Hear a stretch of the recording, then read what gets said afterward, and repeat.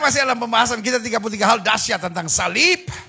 Dan kita masuk pada bagian kelima saat ini. Salib adalah penghiburan. Sama-sama bilang sama saya, salib adalah penghiburan.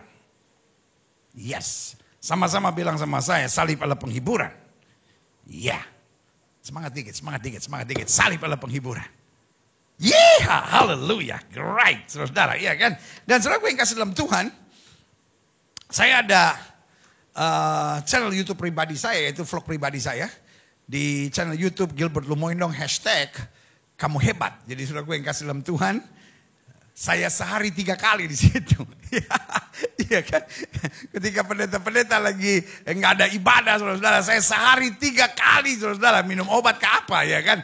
Jam 6 pagi, jam 2 siang, dan jam setengah 9, 8.30, iya kan? 8.30, orang Malaysia bilang 8.30. Iya kan, 9.30, 8.30, ya 8.30, saudara ya, 8.30 atau setengah 9, saudara ya kan, 8.30 PM, saudara ya kan. Jadi saudara yang tiap hari ingin dapat firman Tuhan, saya sehari 3 kali akan melayani saudara sekalian. Hari Sabtu, khusus hari Sabtu, yaitu jam 2 siang saja, cuma 1, ya kan. Dan hari Minggu, back to this channel, ya kan. Dan untuk program Kamu Hebat, program Minggu, kita rerun, saudara, karena ada banyak orang yang mungkin nggak sempat mengikuti atau mungkin dia waktu ikuti rasanya kok belum mendarat gitu, belum mendalam, ya kan. Lalu ingin mendapat lagi, jadi kayak ibadah tengah minggu tapi khotbah yang sama, pujian yang sama, bisa ikuti juga di program Kamu Hebat. Jadi saya mau setiap saudara makin bertumbuh di masa COVID-19 ini, bukan masa untuk ngeluh, bukan masa untuk sekedar nonton drakor, drama Korea lah, drama India lah, boleh aja saudara kalau ada waktu, tapi isi juga dengan firman, ya kan. Jangan cuma apa itu namanya, nonton yang berseri-berseri gitu, ya kan. Dengan firman sehingga engkau makin dikuatkan. Jadi selesai pandemi COVID-19 ini, engkau makin kuat dalam perlindungan Tuhan. Haleluya, puji Tuhan. Hari ini saya mau bicara tentang salib adalah penghiburan. Buka kitab kita sama-sama. Yes, haleluya. Filipi 2 ayat 1-8. Di bawah judul perikop, nasihat supaya bersatu dan merendahkan diri seperti Kristus. Jadi kalau dalam Kristus ada nasihat, ada penghiburan kasih, ada persekutuan roh, ada kasih mesra dan belas kasihan. Perhatikan kalimat ini, dalam Kristus ada nasihat. Sama-sama bilang sama saya, ada nasihat. Jadi kalau kita terima firman, kita menyembah Tuhan, kita dalam ibadah, kita harus terima nasihatnya. Ada banyak orang di kebaktian cuma cari kekurangan orang. Aduh, ibu itu kondenya kayaknya miring sebelah. Aduh, ibu itu cantik ya. Tapi kalau ngelihat kayaknya kalau dia pakai lipstik itu sampai kena gigi-gigi. Ada aja saudara. Ih, tuh ibu, ya kelihatannya kayak keren banget gitu. Tapi lihat kakinya dong, ini betisnya, kayak talas Pontianak. Dalam Kristus ada nasihat. Jadi kalau kita masuk gereja yang kita lihat cuma kekurangan, kita dengar firman kita lihat cuma kekurangan. Aduh, soundnya sebentar-bentar nging gitu. Kok anehnya gereja begitu ya? Nah, saudaraku yang kasih dalam Tuhan. Something is wrong with you. Karena dalam Kristus, dalam ibadah, dalam penyembahan ada nasihat. Makanya dalam Kristus kita akan diubahkan, dalam firman kita diubahkan. Kalau orang masuk ibadah nggak berubah-berubah.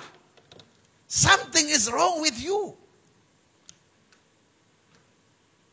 Berarti saudara cuma menjalankan tugas. Tapi gak mau biarkan diubahkan Kristus. Karena dalam Kristus yang pertama kata Alkitab, ada nasihat. Tapi yang kedua ada penghiburan. Itu tidak berarti bahwa anak Tuhan tidak menghadapi masalah. Itu tidak berarti anak Tuhan tidak menghadapi badai. Itu berarti anak Tuhan tidak menghadapi tekanan. Bukan. Tapi anak Tuhan tidak memiliki stres. Kita bisa difitnah orang, kita bisa disakiti orang, kita bisa dicurangin orang, kita bisa menghadapi badai, kita bisa di PHK. Tapi kita punya penghiburan. Apa penghiburan kita? Bahwa satu utas rambut kita pun tidak akan jatuh ke tanah tanpa izin Tuhan. Ada pembelaan Tuhan yang setuju, katakan amin. Makanya selalu saya bilang, church is not only about doctrine.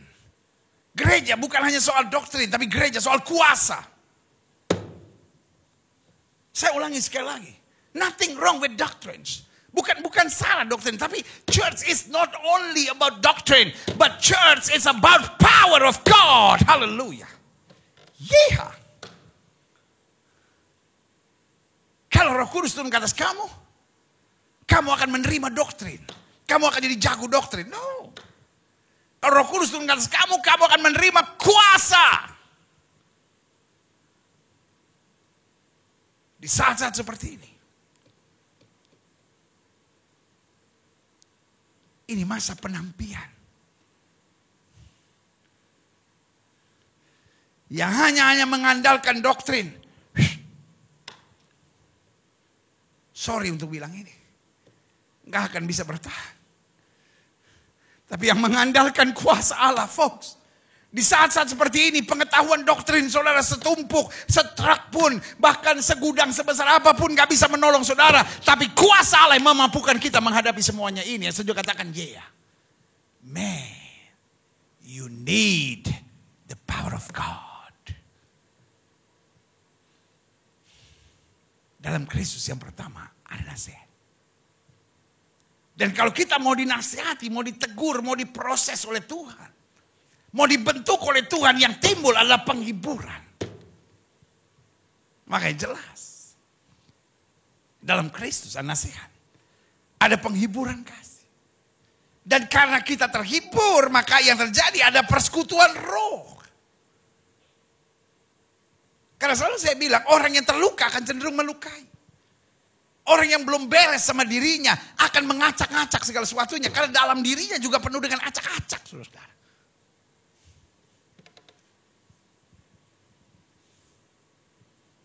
Ini masa penampian.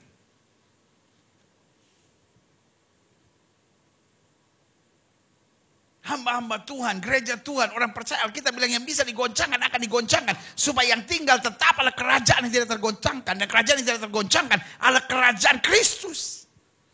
Yang sibuk dengan teologi kemakmuran, yang sibuk dengan teologi penderitaan, yang sibuk dengan teologi penonjolan diri, yang sibuk dengan teologi saya selalu benar dan yang lain salah, akan habis, saudara.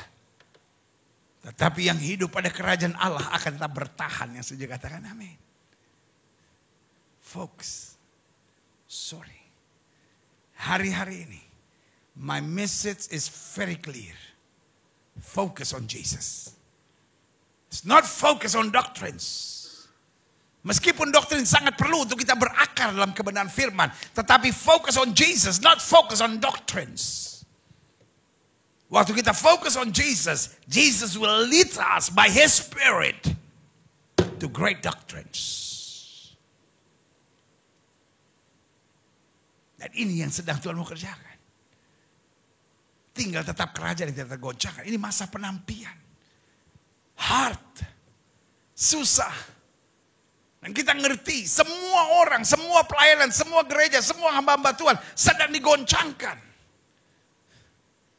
Dan saudaraku yang kasih dalam Tuhan, tapi yang hidup dengan kuasa Allah akan tetap bertahan. Yang hidup dengan kuasa Allah akan tetap memandang mujizat, akan tetap memandang kemuliaan Tuhan, dan akan berjalan dalam kepastian. Yang setuju katakan amin. Folks, hari-hari ini tidak ada orang yang hidupnya gampang. Orang miskin sedang bilang, enak aja orang kaya. Orang kaya sedang bilang, enak orang miskin utangnya sedikit. Saya utangnya triliunan. Yang karyawan merasa di PHK. Tapi mikir yang punya perusahaan. Punya utang begitu banyak. Wow. Hari-hari ini semua sedang digoncangkan. Dan sebagai hamba Allah saya mau bilang, yang pertama dalam Yesus ada nasihat. Nasihat supaya kita terarah, supaya kita merendahkan diri, supaya kita berjalan di jalan Tuhan. Yang kedua ada penghiburan. Supaya kita tetap tenang. Sekalipun aku melewati lembah kekelaman, aku tidak takut bahaya. Gadamu dan tongkatmu menjadi penghiburan aku. Yes. Gak ada orang gak ada masalah hari-hari ini. Gak ada orang hari-hari ini gak terpapar dengan situasi atau terpengaruh dengan situasi. Gak ada. Cuman bedanya ada penghiburan atau tidak dalam diri kita. Ada persekutuan roh. Karena kalau ada penghiburan, maka kita akan menghibur. Maka selalu saya bilang, kita hanya bisa memberikan apa yang ada pada kita. Kalau kita terluka, kita akan melukai. Kalau kita kacau di dalam, kita nggak beres di dalam, kita juga akan mengacaukan segala sesuatunya. Tapi kalau kita mendapat penghiburan, kita akan memberi penghiburan. Jadi bagaimana sikap kita hari-hari ini itu menunjukkan apa yang ada dalam kita. Karena Yesus bilang apa yang dari dalam akan terpancar keluar. Kita lihat selanjutnya. Ada kasih mesra. Jadi karena ada persekutuan roh yang ada apa? Kasih mesra. Saya nggak habis pikir kalau hari-hari seperti ini masih juga ada saling menyerang, saling menjatuhkan, saling menghancurkan, saling mengkritik satu sama lainnya, folks. Ini masa semua orang sedang goyang. Ini saatnya kita turun ke jalan. Ini saatnya kita berbuat sesuatu. Ini saatnya kita menolong. Ini saatnya kita memberkati. Ini saatnya kita menguatkan. Ini saatnya kita membangun satu sama lainnya. Dan saudaraku yang kasih dalam Tuhan, menolong gak selamanya harus pakai materi. Meneduhkan, menenangkan, mendoakan, memberi semangat. Makanya semua tim kamu hebat. Saya ingatkan, kita bukan relawan yang turun ke jalan membagi sembako. Kita bukan relawan yang turun ke jalan membagi makan makanan. No. No, kita nggak mau mengambil porsi relawan. Kita still servant of God. Kita tetap hamba-hamba Tuhan. Jadi kita melayani. Kita bukan menolong, tapi kita melayani mereka. Kalau menolong kan sekedar, oh kamu saya tolong ya, kamu saya tolong ya, kamu saya berjasa buat kamu. Tapi kalau kita melayani, kita yang bersyukur dapat kesempatan untuk melayani.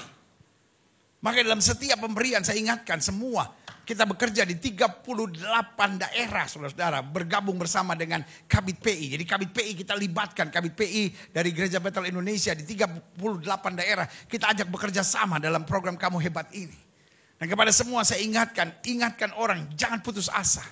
Tetap semangat, masih ada Tuhan, masih ada mujizat. Apapun agama mereka, masih ada Tuhan, masih ada mujizat. Jangan putus asa. Indonesia kuat, Indonesia tangguh. Kita harus punya semangat gotong royong. Masih ada mujizat. Haleluya. Makanya program kita bernama Kamu Hebat. Memang ada yang kritik, kalau bilang, kenapa kamu hebat? Bukan Yesus yang hebat. Yesus memang pasti hebat. Justru karena Yesus sudah memilih kita jadi hebat. Coba, Yesus bilang apa? Apa yang aku kerjakan dapat kamu kerjakan bahkan lebih besar. Artinya apa? Hebat. Yesus bilang apa?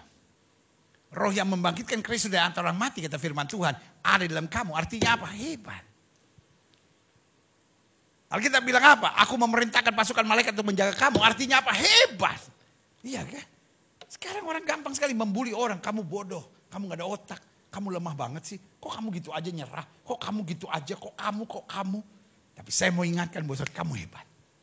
Saya berdoa, Jemaat Gereja Bethel Indonesia Global Fellowship Center, di mana-mana tempat, bahkan setiap jemaat sekalian yang selama COVID-19 ini bersama-sama dalam program firman Tuhan ini. Saudara yang kasih dalam Tuhan, saya mengajak saudara menaburkan semangat buat banyak orang. Karena apa? Satu, ada nasihat. Kita dinasihatkan Tuhan supaya tidak egois. Dinasihatkan Tuhan supaya tidak hidup membenci, tidak saling menyerang, tidak saling menjatuhkan. Setelah itu apa? Ada penghiburan kasih. Kita terhibur. Dan karena ada penghiburan kasih, apa yang terjadi? Ada persekutuan roh. Dan karena ada persekutuan roh, maka ada kasih mesra dan belas kasihan. Rindu membantu, rindu menolong, rindu menguatkan, bukan rindu menjatuhkan. Makanya ayat kedua dari Filipi pasal 2 bilang apa? Karena itu sempurnakanlah sukacitaku dengan ini. Hendaklah kamu sehati sepikir dan satu kasih, satu jiwa, satu tujuan. Unity. Iblis mau pakai COVID-19 ini sebagai alasan untuk satu dengan yang lain saling menyerang. Tapi lewat salib. Lewat salib. Lewat salib. Kristus mau mempersatukan kita. Ayat 2 tadi bilang apa? Hendaklah kamu sehati sepikir. Dalam satu kasih. Satu jiwa. Satu tujuan. Apa satu tujuannya? Memuliakan Kristus. Apa satu tujuannya? Meluaskan kerajaan Allah. Bukan meninggikan diri sendiri. Bukan meninggikan doktrin sendiri, bukan meninggikan denominasi sendiri, bukan meninggikan teologianya sendiri. Begitu banyak kali saya dengar, kalau teologi kami tidak ditegakkan, karena teologi kami gereja selamat, karena teologi kami. Saudaraku yang kasih dalam Tuhan, where is Jesus? Where is the cross? Satu tujuan. It's not about you, sir. It's about Him. It's not about me. It's not about you. It's about Jesus. Satu tujuan. Yang sepakat sama saya angkat tangan kanan. Bilang satu tujuan. Ayo sama-sama bilang satu tujuan. Untuk Kristus. Amin. Haleluya. Yeah. Selanjutnya ayat yang ketiga bilang apa? Dengan tidak mencari kepentingan sendiri. Ya kan? Tidak mencari keuntungan sendiri. Tidak mencari kebanggaan sendiri. Dan nama besar sendiri atau puji-pujian yang sia-sia. Sebaliknya hendaklah dengan rendah hati. Yang seorang menganggap yang lain lebih utama daripada dirinya sendiri. Saling memuji. Makanya program kita berdasar ayat ini, kamu hebat. Tidak mencari kepentingan diri sendiri. Coba lihat. Ya kan? Hendaklah yang seorang menganggap yang lain lebih utama daripada dirinya sendiri. Bukan saya hebat. Kamu hebat. Wow. Saya berdoa, suami bilang sama istri, sayang kamu hebat. Istri peluk suami dan bilang, sayang kamu hebat. Orang tua bilang sama anak-anak, kamu hebat. Sudah terlampau lama mulut kita mengeluarkan kutuk. Kamu bodoh. Kamu malas banget sih. Kamu jadi apa? Kamu ini. Tanpa kita sadari. Kita put down. Kita merendahkan. Padahal kita bilang, mari kita menganggap yang lain lebih utama. Makanya saya bilang, ini masa penampian. Yang sedang mau menonjolkan diri. Allah Tuhan yang cemburu. Biarkan Yesus tetap yang ditahta. Dan kita hanya hamba. Yang duduk di bawah kaki-kakinya Tuhan. Kita hanya hamba. Yang duduk di kakinya Tuhan. We are not the boss. We are not the king. Bukan kita yang harus duduk di tahta. Kamu hebat. Kenapa? Kita mau serve. Kita mau melayani. Kita mau menjadi berkat. Karena Alkitab katakan dalam Kristus ada nasihat. Supaya kita diroba. Ada penghiburan kasih. Supaya kita dikuatkan dan kita terhibur. Ada persekutuan roh. Sehingga kita gak hidup dalam daging. Tapi roh Kristus menguatkan kita. Dan ada kasih mesra. Bukan lagi ada kebencian. Bukan lagi ada peninggian diri. Tetapi ada kasih mesra. Karena itu sempurnakanlah sukacitaku. Satu hati. Satu jiwa. Satu tujuan. Yeah. Mumpung gak ada jemaat. Mau duduk di sini. Mau jalan-jalan. Iya kan? Saya lihat kursi-kursi di sini. Aduh, kasihan nih kursi udah dingin saudara ya kan. Biasanya ada jemaat dia dudukin kursi ini hangat lagi. Sekarang kursi-kursi melamun sendiri. Ya kan. Tapi saya suka cita. Sudah tetap bersemangat. Beribadah pada Tuhan. Haleluya. Ayo. Lihat selanjutnya. Yeah. Ayo. Ayat 3 tadi bilang apa? Jangan tidak mencari kepentingan sendiri atau puji-pujian yang sia-sia. Sebaliknya hendaklah dengan rendah hati yang seorang menganggap yang lain lebih utama daripada dirinya sendiri. Dan janganlah tiap-tiap orang hanya memperhatikan kepentingannya sendiri, tapi kepentingan orang lain juga. Wow. Ini kebutuhan hari-hari ini. Kalau setiap orang cuma mikirin dirinya sendiri, rusak bangsa ini. Di tengah COVID-19 ini, ayat firman Tuhan yang luar biasa. Ayo mari kita saling memperhatikan. Mari kita saling menguatkan. Mari kita sadar kita hamba. Hari-hari ini banyak orang cepat tersinggung, cepat emosi, cepat marah saudara. Karena hanya mikirkan kepentingannya, perasaannya, keuntungan, kenikmatannya sendiri. Tapi mari cari kepentingan Kristus. Selanjutnya klik. Hendaklah kamu dalam hidupmu bersama menaruh pikiran dan perasaan yang terdapat juga dalam Kristus Yesus. Yang walaupun dalam rupa Allah tidak menganggap kesetaraan dengan Allah sebagai milik yang harus dipertahankan. Ayat 7. Melainkan telah mengosongkan dirinya sendiri dan mengambil rupa seorang hamba dan menjadi sama dengan manusia. Dan dalam keadaan sebagai manusia ia telah merendahkan dirinya dan taat sampai mati. Bahkan sampai mati di kayu salib. Lihat saudaraku yang kasih dalam Tuhan. Kenapa Kristus bisa memberi penghiburan buat kita?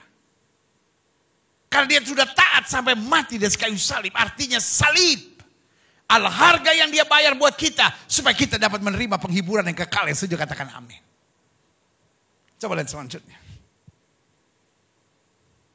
2 Korintus 1 ayat 5. Sebab sama seperti kami mendapat bagian berlimpah-limpah dalam kesengsaraan Kristus. Dalam salib Kristus. Dalam Golgota. Dalam Kalvari. Dalam penderitaan Kristus. Demikian pula Kristus. Demikian pula oleh Kristus. Kami menerima penghiburan berlimpah-limpah. Saya ulangi sekali lagi. Sebab sama seperti kami mendapat bagian berlimpah-limpah dalam kesengsaraan Kristus. Dalam penderitaan Kristus. Dalam salib Kristus. Dalam Golgota dan Kalvari. Demikian pula oleh Kristus kami menerima penghiburan berlimpah-limpah. Dari dasar inilah saya mengambil kesimpulan. Salib adalah penghiburan. Artinya orang yang memikul salib adalah orang yang akan bersuka cita. Orang yang memegang salib adalah orang yang bersyukur. Orang yang memandang salib adalah orang yang bersorak-sorai dalam hidupnya. Dan orang yang percaya dan menempatkan salib di hatinya adalah orang yang bersuka cita dalam segala hal karena dia memberi penghiburan tepat pada waktunya. Yang setuju katakan amin. Saya catat di sini. Klik. Air mata adalah hal yang biasa dalam kehidupan. Waktu engkau menangis, gak usah tinggalkan gereja. Waktu engkau menangis, jangan tinggalkan pelayanan. Waktu engkau menangis, jangan cari pemikiran-pemikiran yang aneh-aneh. Waktu engkau menangis, jangan berpikir untuk bercerai. Waktu engkau menangis, jangan berpikir untuk bunuh diri. Waktu engkau menangis, jangan berpikir untuk lari dari kenyataan hidup. Waktu engkau menangis, jangan berpikir untuk lari ke narkoba, lari ke seks bebas. Waktu engkau menangis, ambil tisu.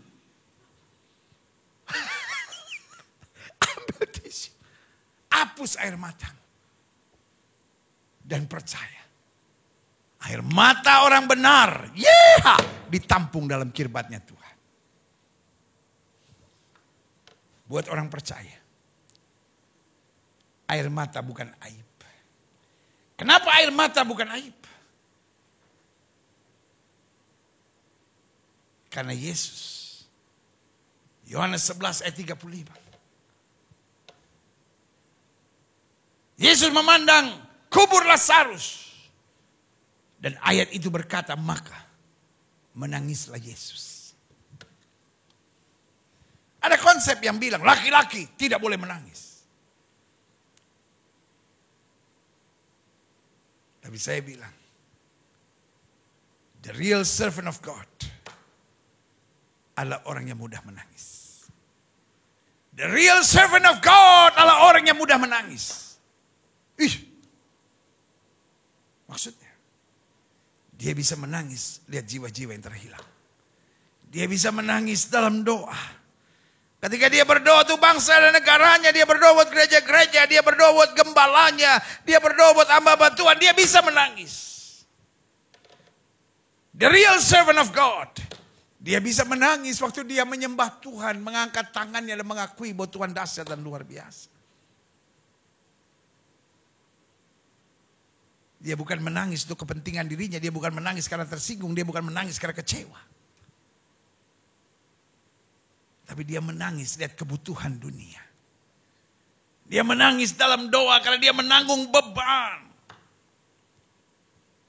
Dia menangis karena merasakan kedahsyatan Tuhan yang luar biasa. Ketika dunia punya konsep laki-laki tidak bisa menangis. Tapi saya punya konsep yang berbeda. Karena Alkitab bilang, Tuhan dekat dengan orang yang hancur hati dan remuk jiwanya. Dan orang yang hancur hati dan remuk jiwanya biasanya air matanya mengalir. Karena itu Alkitab saya bilang, Tuhan dekat dengan orang yang hancur hati dan remuk jiwanya. Dan Alkitab berkata, air mata orang benar ditampung dalam kirbatnya Tuhan. Saya catat di sini. Mazmur 42 ayat 3 dan 4 berkata demikian. Jiwaku haus kepada Allah yang hidup. Bilakah aku boleh datang melihat Allah? Lihat saudaraku yang kasih dalam Tuhan, pemazmur berkata, jiwaku haus kepada Allah yang hidup. Bilakah aku boleh datang melihat Allah? Ada kausan. Lihat ayat keempatnya, selanjutnya dikatakan apa? Di ayat yang keempat dikatakan, air mataku, lihat saudaraku, karena kerinduannya, karena keinginannya mengalami perjumpaan dengan Tuhan, karena kepekaan hatinya untuk selalu merasakan keadaan Tuhan. Ayat ini bilang apa? Air mataku menjadi makananku siang dan malam. Karena sepanjang hari orang berkata kepadaku, di mana Allahmu? Ketika orang menghina dia, ketika orang menertawakan dia, where is your God? Di mana yang katanya Allah yang bisa menolong? Di mana Allah yang katanya menjawab doa? Di mana Allah yang katanya mampu lakukan segala perkara? Dengan lain kata, pemazmur berkata, I don't care. Aku gak peduli dengan bulian mereka. Aku gak peduli dengan serangan mereka. Aku hanya merasakan kehadiran Allah yang luar biasa sepanjang hari. Yang setuju katakan, yeah.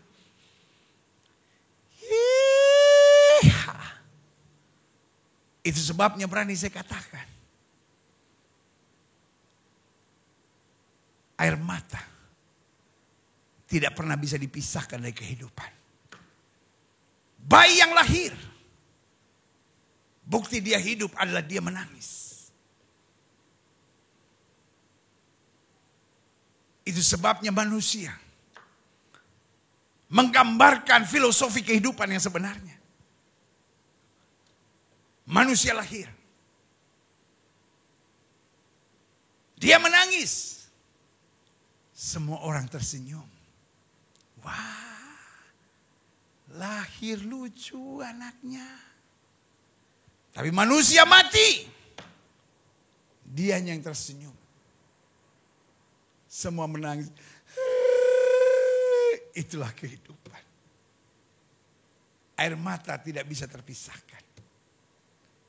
Tinggal persoalannya, bagaimana reaksi kita dan sikap kita terhadap air mata yang tumpah. Makanya saya catat di sini, klik. Ada jenis-jenis air mata. 1,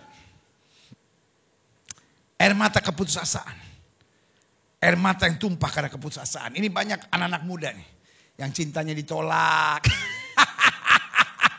Jomblo.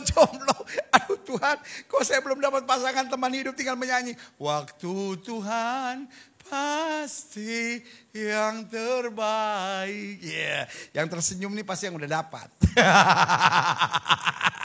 Yang masih jomblo bilang, aduh pendeta, dolong sekali itu pendeta, dolong sekali. Keputusasaan. Ibu menangis keputusasaan, kok anak saya begini, kok suami saya begini, kok gak ada yang peduli sama saya. Dan saudaraku yang kasih dalam Tuhan, air mata keputusasaan kalau kita tidak bawa kehadirat Tuhan, maka akan selalu menghantui kita dan akhirnya mengikat, membelenggu dan menyengsarakan kita. Dan ujung-ujungnya tidak sedikit yang bunuh diri. Tidak sedikit yang lari ke narkoba. Iblis paling suka dengan orang-orang yang menangis putus asa. Yang kayak begini akhirnya rela jadi bini piaraan. Yang seperti ini bisa pergi ke dukun. Karena air mata keputusasaannya tidak cepat dia serahkan kepada Kristus. Dia tidak tumpahkan di bawah kaki Tuhan. Dia hanya nangis sendiri dengan keputusasaan dan tidak ingat. Ada Tuhan yang hidup, dahsyat dan luar biasa. Yang kedua. Nah ini. Bacain gak ya? Gak enak juga sih bacain. Kayaknya sebagian orang ngalamin soalnya. Air mata buaya. Nah ini banyak bapak-bapak ini. Air mata buaya, air mata yang tumpah. Dalam ketidaktulusan dengan maksud-maksud tersembunyi. Biasanya dibarengi dengan sumpah. Sambil nangis. Enggak mungkin, aku gak buat begitu. Kalau sampai aku buat begini, biar aku mati berdiri. Ya, ini dia. Ini air mata kemunafikan, air mata kecurangan ini. Ini air mata yang hanya mau mengkelabui segala sesuatu. Hati-hati. Di gereja ada gak air mata buaya? Ada. Penyembahan nangis gitu ya kan. Tapi keluar penyembahan berzina jalan terus, saudara. Nangis. tapi nggak pernah bertobat. Nangis sih nangis, tapi judi jalan terus. Nangis sih nangis, hubungan seks sebelum nikah jalan terus. Nangis sih nangis, tapi selingkuh jalan terus. Bahaya. Ini yang seperti ini. Satu saat Tuhan bilang, perayaan-perayaanmu, ibadah-ibadahmu memuakkan aku. Kenapa? Air mata yang tumpah tidak dalam ketulusan. Yang ketiga, air mata kebingungan. Air mata yang tumpah karena bingung dan panik dengan keadaan yang terjadi sehingga tidak tahu apa yang harus dikerjakan. Anak sakit, suami terkena COVID, dia di PHK, dia nangis, bingung. Terus yang bayar siapa nanti? Aduh gimana? Aduh cicilan gimana? Aduh utang gimana? Aduh gimana hidup? Bingung. Dan hari-hari ini, I know, banyak jemaat Tuhan, banyak hamba-hamba Tuhan, banyak pelayan-pelayan Tuhan yang nangis dengan air mata yang bernama air mata kebingungan. Tetapi saudaraku yang kasih dalam Tuhan, air mata kebingungan jangan dipisahkan dengan panggilan Kristus yang berkata, mari kamu yang letih lesu dan berbeban berat, aku beri kelegaan kepadamu. Gak salah tumpahkan air mata karena kebingungan, tapi tepat pada anugerah Tuhan. Cepat cari Tuhan, cepat buang di bawah kaki Tuhan, nangis di bawah kaki Tuhan. Di situ ada pertolongan dan kekuatan yang setuju katakan yeah. Folks, life is tough today. I know. Hidup itu keras hari-hari ini, saya ngerti. Ibu-ibu sedang menangis kebingungan. Hamba-hamba Tuhan sedang menangis kebingungan. Pelayan-pelayan Tuhan sedang menangis kebingungan. Don't know. Para pengusaha-pengusaha sedang menangis kebingungan. Adik-adik muda sedang menangis kebingungan. Banyak orang hari-hari sedang menangis kebingungan. Di saat itu gak usah menghakimi orang. Di saat seperti itu gak usah nyalain orang. Duduk di bawah kaki Tuhan. Ada pertolongan. Maria dan Marta menangis kebingungan. Lalu mulai menyalahkan Yesus. Guru, kalau engkau datang tepat pada waktunya, saudara kami tidak akan mati. Folks, ada banyak orang sedang nyalahkan gereja besar. Ada banyak orang sedang nyalahkan pendeta. Ada banyak orang sedang nyalahkan pemerintah. Menyalahkan ini, menyalahkan itu, menyalahkan ini, menyalahkan itu. Stop! Engkau hanya sedang panik. Duduk di bawah kaki Tuhan. Ada Tuhan. Sesuatu yang buat saya susah, buat Yesus mudah. Yesus bilang, saudaramu akan dibangkitkan. Tapi karena dia sudah turun dengan air mata kebingungan, dia bilang, ya aku tahu, tapi nanti setelah orang mati. Yesus bilang, no, sekarang juga. Mereka gak percaya. Yesus berdiri di depan kubur Lazarus. Dan Yesus buktikan bahwa dia Allah yang dapat diandalkan. Yesus tidak membutuhkan 3,5 jam untuk menyelesaikan persoalan itu. Yesus tidak membutuhkan 2 minggu untuk menyelesaikan persoalan itu. Yesus tidak membutuhkan 40 hari, 40 malam untuk menyelesaikan masalah itu. 5 minutes. Not even 5 minutes. Maybe 3 minutes. Dia berdiri di depan kubur Lazarus. Dan dia bilang, Lazarus keluar. Dan dia keluar. Folks, let me tell you this. Nothing is impossible for Jesus. I know. You are crying now. Saya ngerti kau nangis, saya ngerti kau putus asa. Mungkin sudah marah sama saya dan bilang, para pendeta enak aja ngomong, percaya. Pendeta gak tahu badai yang sedang menerpa kami. Maybe, I don't know. But I love you. Mungkin saya gak ngerti, tapi saya mengasihi saudara. Dan saya tahu persis Tuhan punya rencana yang indah buat hidup saudara. I know it's hard for you. But Jesus can. Saudara boleh marah sama saya, tapi saya cuma bilang, I love you. Dan saya hanya mau ingatkan buat saudara, Yesus mampu. Saudara boleh menantang saya hari ini dan berkata, dasar pendeta-pendeta tolol. Hanya mujizat. Yes. We live because of His grace and His miracle. Kita hidup hanya karena kasih karunia-Nya. Kita hidup hanya karena mujizatnya. Folks, it's hard for me to tell you this. Even though you are crying today, saya hanya mau bilang sama saudara, if you put your trust in Jesus, nothing is impossible. The message of the gospel still the same. Jesus can. Yesus sanggup. Yesus bukan hanya sanggup membawa rohmu sampai ke surga, tapi Yesus juga sanggup memberi kemenangan di masa yang sukar seperti hari-hari ini. I know. Mungkin kau menangis putus asa karena kau driver taksi online atau driver ojek online, atau mungkin saudara seorang yang sedang di PHK, atau mungkin saudara seorang yang sedang terbaring sakit. I know it's hard for you.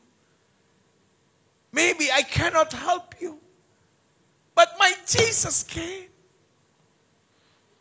Sebagai hamba Tuhan, saya hanya mau help you. Saya hanya mau arahkan saudara pada pertolongan yang sejati yang saya tahu pasti terjadi. Itu di dalam Yesus. Saudara-saudara yang sedang menangis putus asa hari-hari ini, curahkan di kaki Yesus. Curahkan di kaki Yesus. Dia bisa menyelesaikannya. Selanjutnya, jenis air mata yang keempat. Air mata yang terharu. Air mata yang tumpah karena terharu dengan keadaan yang terjadi. Tuhan, kok sampai begini? Dan terharu ada dua. Terharu hanya karena melulu pada keadaan. Atau terharu karena di saat ini masih ada Tuhan yang tolong aku. Masih ada Tuhan yang kuatkan aku. Kalau bukan karena Tuhan, aku udah gila kali. Kalau bukan karena Tuhan, aku udah stres kali. Kalau bukan karena Tuhan, aku udah terkapar kali.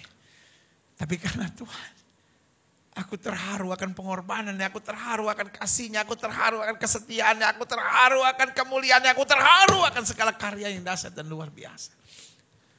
Haleluya. Selanjutnya, jenis air mata yang kelima. Air mata penyesalan. Air mata yang tumpah karena penyesalan. Bagus kalau kemudian disertai dengan pertobatan. Tapi kadang-kala ada orang yang cuma nyesel. Nyesel saya ngalah, suami saya nyakitin saya. Jadi gak bertobat. Nyesel saya ke gereja. Orang gereja nyakitin saya. Nyesel saya udah bayar perpuluhan, kembalikan perpuluhan. Bayar persembahan saya. Memberi untuk pekerjaan Tuhan. Tapi sekarang badai silih berganti menimpa saya.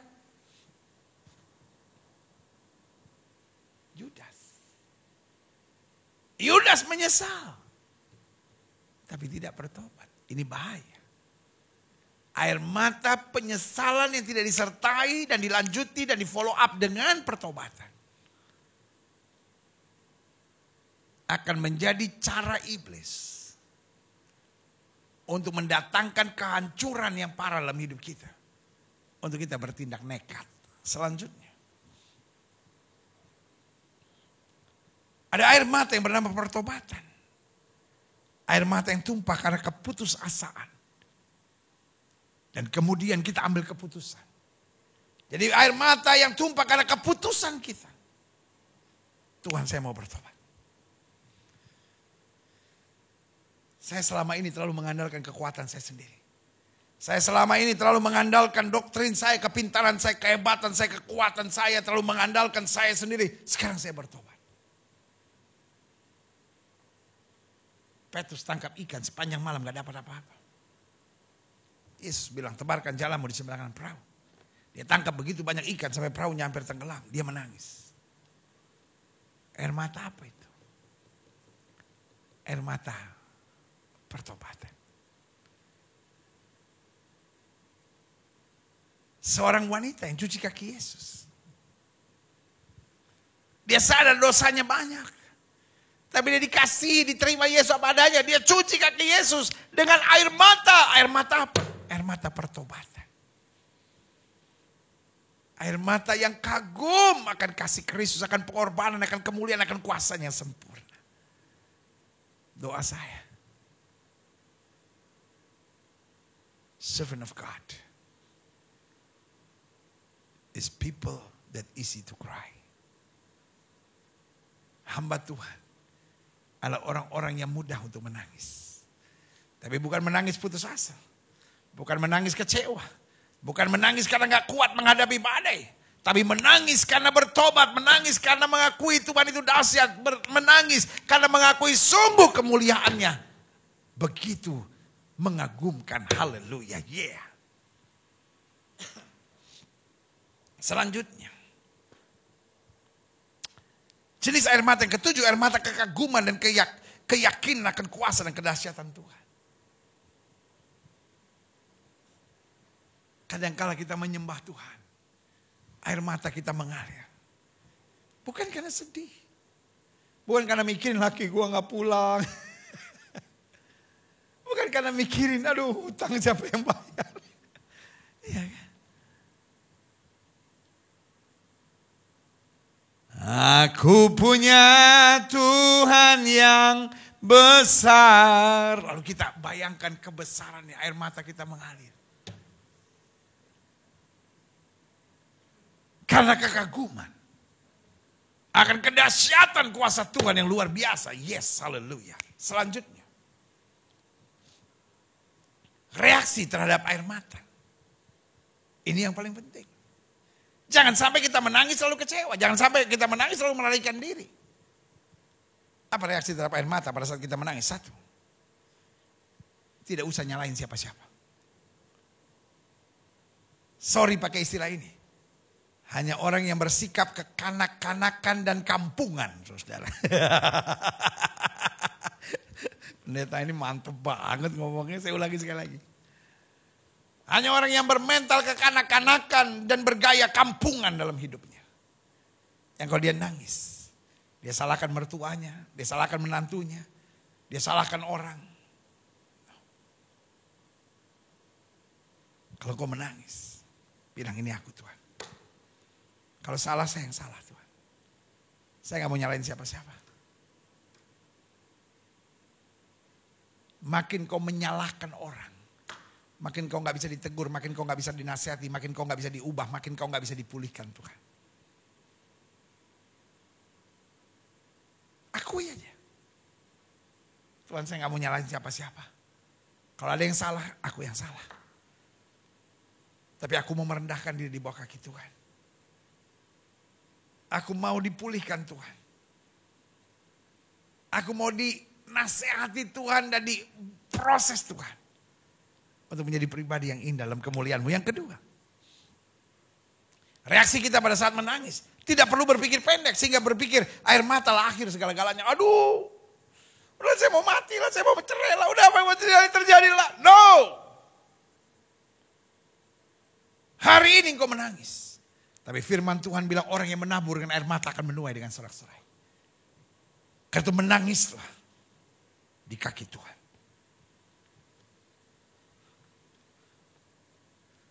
Menangislah dengan sikap yang benar. Meskipun hari ini saya menangis. Tapi saya tahu ada Tuhan yang hebat, Tuhan yang dahsyat, Tuhan yang luar biasa. Yang tidak pernah mempermalukan. Sebab aku adalah anaknya. Ya Tuhan. Akulah anakmu, ya Tuhan, akulah anakmu. Tiap jam, tiap waktu, ku perlukan kuasa-Mu. Oh Tuhan, akulah anakmu.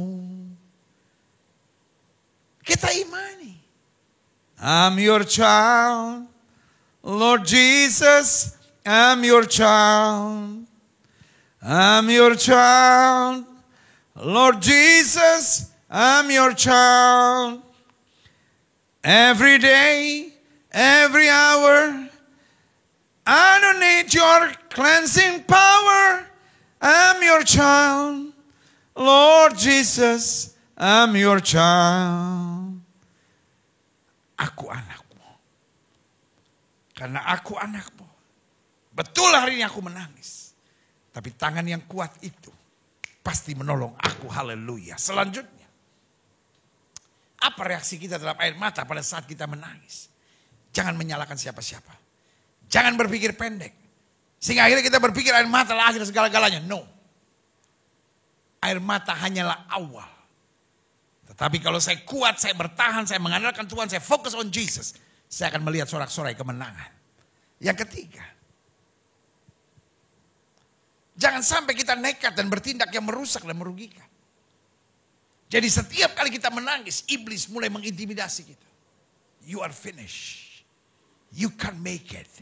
Kamu gak akan sanggup, kamu gak akan lewati, kamu gak akan berhasil menang. Kamu sudah ditinggalkan Tuhan, mana Allahmu? Kalau engkau sedang menangis, kau dengar suara itu. Saya pastikan itu suara setan. Dan kalau suara setan, lawan. Lawan. Lawan. Dikasih. Benar.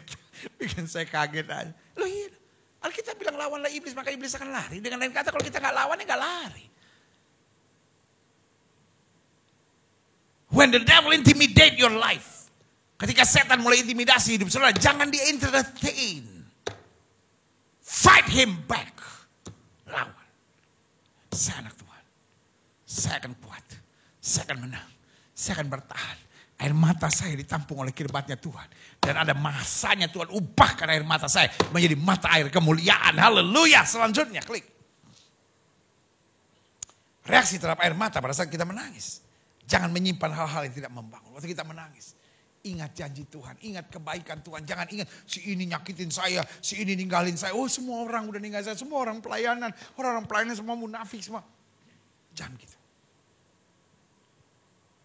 Di saat kita menangis. Kita sangat rentan. Kita sangat getas. Karena itu jangan mikir yang jelek-jelek. Isi dengan firman. Isi dengan kebaikan Tuhan. Ingat karyanya yang agung dalam hidup kita. Dia tidak pernah berubah dulu kemarin hari ini dan sampai selama-lamanya. Saja katakan yeah. Selanjutnya.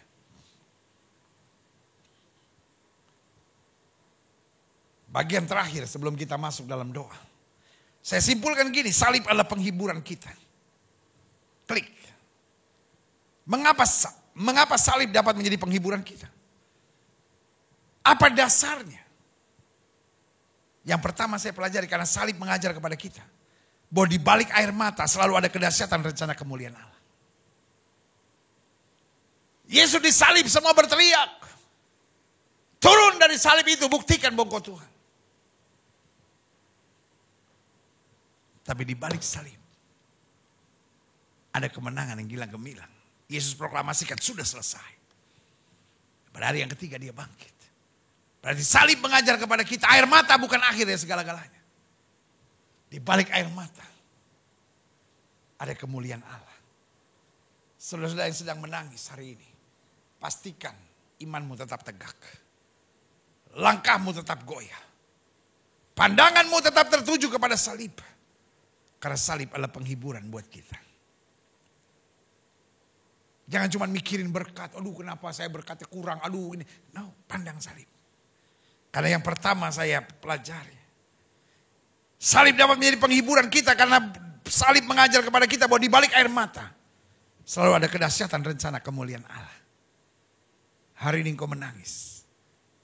Tapi selama engkau tetap pandang salib, harinya akan tiba. Engkau akan menuai dengan sorak-sorai. Yang kedua. Karena salib mengajar kita bahwa di balik air mata ada kesadaran untuk kita mengagumi kasih dan kedahsyatannya. Jadi di balik air mata kita sadar sayanya memang terbatas tapi Tuhan yang tidak terbatas. Sayanya memang lemah, sayanya bisa digoncangkan. Tapi Tuhan tidak akan membiarkan saya dipermalukan. Bukankah Daniel harus menangis karena dibuang ke gua singa? Tapi di gua singa justru membuktikan kedahsyatan dan kasihnya yang luar biasa. Dan salib mengajar kepada kita. Kalaupun hari ini saya disakiti, saya gak usah membalas. Kalaupun hari ini saya dilukai, saya tidak usah membalas. Karena harinya akan tiba. Kuasa salib lewat kedahsyatan kemuliaan akan mengangkat saya dan menyatakan kemuliaan yang luar biasa. Yang setuju katakan amin.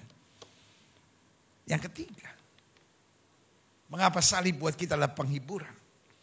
Karena salib mengajar kepada kita bahwa di balik air mata ada semangat untuk menyesali yang dilanjutkan dengan pertobatan terhadap kesalahan dan dosa. Jadi artinya begini, waktu saya menghadapi masa-masa yang sukar, itulah saat buat saya menangis. Dan merendahkan diri serta berkata, Tuhan kalau ada dosa, Tuhan kalau ada salah dalam diriku, ampuni aku. God, wash our life with our tears. Tuhan menyucikan, Tuhan membasuh, Tuhan membersihkan hidup kita. Seringkali dengan air mata kita. Makanya saya bilang, seorang pelayan Tuhan adalah seorang yang mudah menangis. Kalau dia salah, dia menangis di depan Tuhan. Tuhan ampuni aku. I have sinned before you. Aku bersalah di hadapan Tuhan. Biarlah hari ini buat kita anak-anak Tuhan, air mata bukan tanda kelemahan. Tapi buat kita pandang salib, kita tahu Tuhan terima kasih. Dengan air mataku, hidupku dibersihkan. Supaya makin hari, makin layak bagi kerajaan sorga. Yang terakhir, saya undang pemain musik maju ke depan. Mengapa salib dapat menjadi penghiburan kita? Karena salib mengajar kita bahwa di balik air mata ada proses dan pelajaran-pelajaran yang berharga bagi kehidupan. Saya belajar untuk tidak sombong. Saya belajar untuk tidak mengandalkan kekuatan diri sendiri. Saya belajar untuk tidak menjadi orang yang egois. Saya belajar untuk menjadi orang yang tidak pelit. Karena ketika saya menangis, saya susah. Saya juga ditolong oleh orang. Dan berarti kalau saya melihat orang susah, kenapa saya tidak menolong? Karena saya pun adalah orang yang pernah ditolong. Saudaraku, salib adalah penghiburan, I know. Life is tough these days. Hidup memang keras hari-hari ini. Tapi salib adalah kekuatan. Salib adalah sumber sukacita. Salib adalah kebanggaan kita. Dan hari ini kembali kita belajar. Salib adalah penghiburan kita. Mungkin yang kita lihat hari-hari ini jalan yang keras. Tapi sambil kita pikul salib, kita mendapat penghiburan kasih. Sehingga kita dapat berkata, aku cakap menanggung segala perkara dalam Kristus yang memberi kekuatan bagiku. Salibnya adalah penghiburan bagiku. Amin.